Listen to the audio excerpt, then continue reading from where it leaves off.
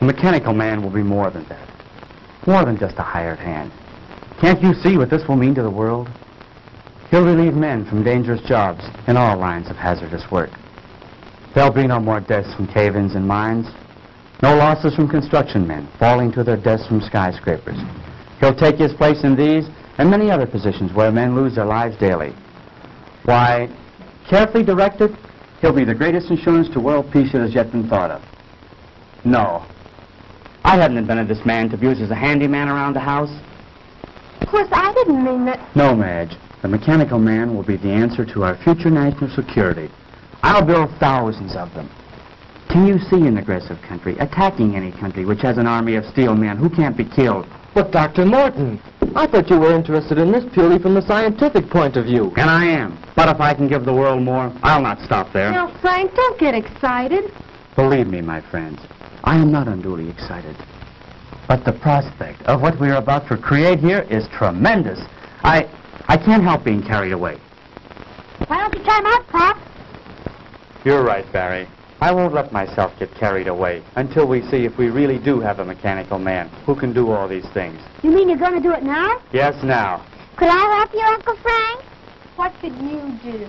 Well, Uncle Frank said we were all going to help him. Didn't you, Uncle Frank? Well, yes, I did, Janet. But I'm afraid there's nothing you girls could do right now except give us your moral support. Is there anything I can do, sir?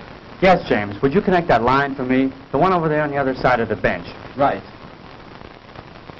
And, John, if you hold this left arm in place, we'll make that final adjustment we were about to make before Mrs. Morton come in. Higher. Certainly, sir. Can I help too, Pop? No, I'm afraid not, son. You stand over there with Mary and Janet. There'll be plenty you can all do later on. Oh, gee, I don't ever get to do nothing. You come over here by me, dear, and stay out of your father's way. Oh, gee. I think we've got it. That should do it, Dr. Morton. Well, I guess that just about gets it, sir. Good, good. Now we'll see if all our work has been in vain. Here, give me a hand. Oh, Betty, we didn't see you come in, my dear.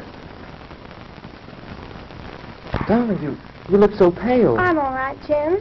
I've been worried about you, but Mrs. Morton said to leave you alone for a few minutes. Yes, I'm afraid I've been behaving rather badly. Everything seems to be getting on my nerves now.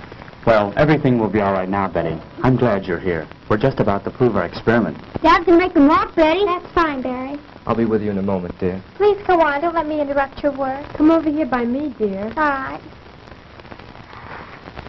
Now, James, if you throw the switch up there. Right.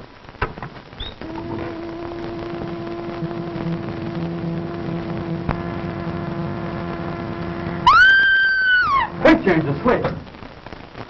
What is it, Betty? Tell us. It moved. It moved. Yes, I know. I was just about to set the man up and start him walking. But did you see that expression in his face?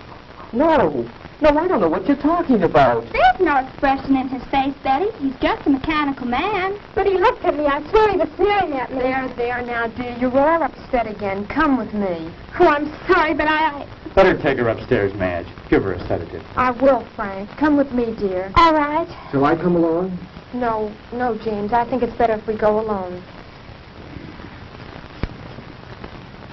Dr. Morton, do you think that... No, she'll be all right, James. Now, let's get back to where we were.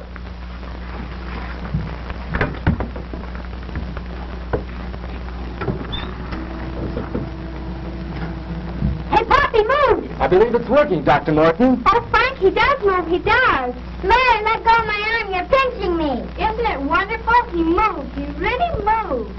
Now we'll see how he reacts to my directions. Oh, Frank, he almost seems human. Yes, this exceeds my wildest hopes. He's strong, too. Just feel the resistance in his arm. I can see what Betty meant now. I could swear I saw him sneer just then. That's nonsense. This is a man of steel, John. He has no mind, no willpower of his own. You're all overwrought. As you know, he's controlled by voice impulse. Take one step forward. Wonderful. Wonderful. Now walk forward. Return to the bench. I said return to the bench. Stop him, James. Back. Back to the bench. Oh, so that's the way you want it.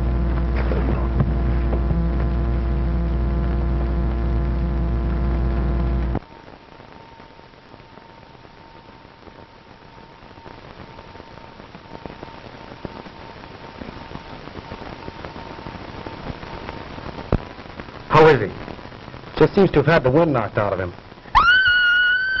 What was that? It sounded like Betty. You take care of James. I'll go see.